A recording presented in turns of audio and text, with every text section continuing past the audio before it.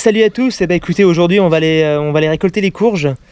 Ça va être notre gros chantier de la semaine et puis des semaines à venir, voilà, pour préparer un peu l'hiver. On avait fait des gros chantiers de plantation, on avait eu justement pas mal de coups de main sur les plantations, la pose de bâche, etc. Donc là on va atteler la remorque sur le tracteur, on va préparer tout ce qu'il nous faut pour récolter, sécateur, seau. On va essayer de se faire un roulement, on va être 3 pour ce chantier. On va essayer de se faire un roulement assez efficace et puis on va voir ce que ça va donner. Donc allez, c'est parti, je vous emmène au champ.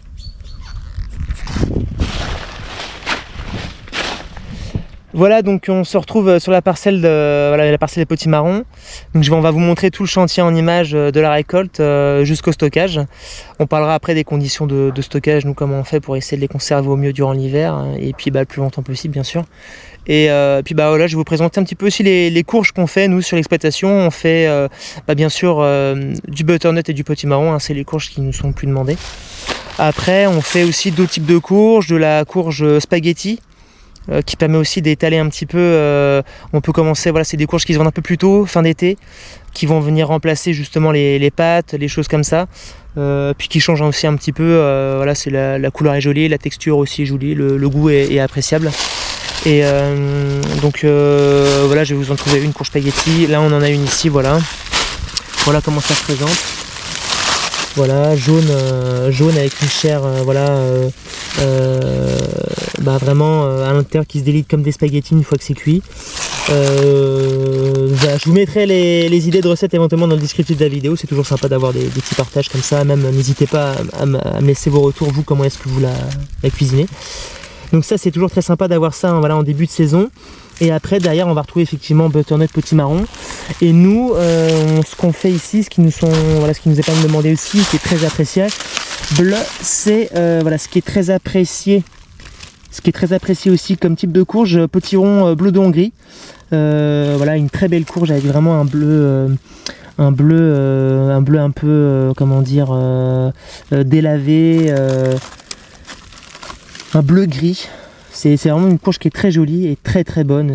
Moi j'aime beaucoup ce type de courge avec vraiment ce goût prononcé, un goût c'est pas du tout âpre en bouche, c'est vraiment très doux, très velouté, très très sympa. Vraiment une très bonne texture, une chair vraiment très très belle, une chair orange vif quoi, c'est très sympa. Et aussi les autres types de courges qu'on fait après qui sont beaucoup plus grosses en moyenne, c'est la musquée de Provence. Donc la musquée de Provence, c'est pareil, une courge qui est très très bonne aussi. Nous on la sert beaucoup tranchée. Voilà comment elle se présente. Et en fait nous on coupe des morceaux, et on sert comme ça, parce que sinon c'est très gros. On a peu de personnes qui les prennent quand même entiers, sauf pour faire des fois des confitures, des choses comme ça aussi, chose que je maîtrise moins, mais ça se fait. Voilà. Et écoutez, on lance le chantier et puis on vous montre tout ça en images. C'est parti.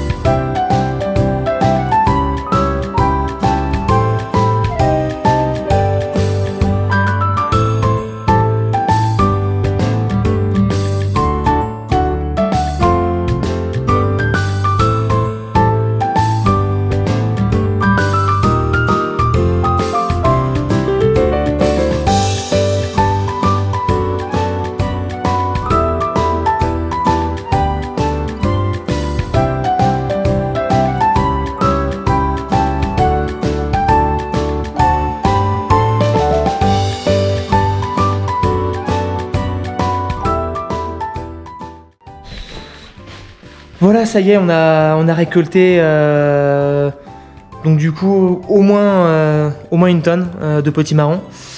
Plus du coup les 500 kilos, on a récolté un palox entier et puis on n'a pas tout mis, il nous reste encore une bonne partie des courges spaghetti qui se trouvent aussi sur une autre petite parcelle. Donc là au moins c'est bien, sur 400 mètres carrés ça nous fait à peu près une tonne de potimarron. Une tonne 2 je pense, et puis 500 kg du coup de courges spaghetti. Donc un bon rendement pour l'année, c'est-à-dire en plus un rendement qu'on a obtenu sans arrosage sur la durée du cycle, juste à l'implantation. Voilà, ça y est, on se retrouve dans le grenier. Du coup, on a monté une bonne partie des potimarrons. Donc voilà, c'est ici qu'ils vont cicatriser. En partie, maintenant c'est qu'il fait plutôt chaud cette semaine, donc même déjà dans le bâtiment il fait relativement chaud pour permettre cette cicatrisation. Voilà, pour éviter qu'ils pourrissent, il faut vraiment bien qu'ils finissent de raffermir, de cicatriser les plaies, voilà, les petits endroits un peu souples et humides en contact de la bâche qu'il pouvait y avoir. Donc voilà, ils vont passer quelques jours ici avant d'être ramenés en bas dans notre pièce de stockage au frais et à l'abri de la lumière. Au frais, quand je dis au frais, c'est températures voilà, 15-16 degrés, mais pas surtout pas de grosses variations de température. Ça y est, cette vidéo est terminée. Bah écoutez, je vous remercie d'avoir regardé et je vous dis à bientôt.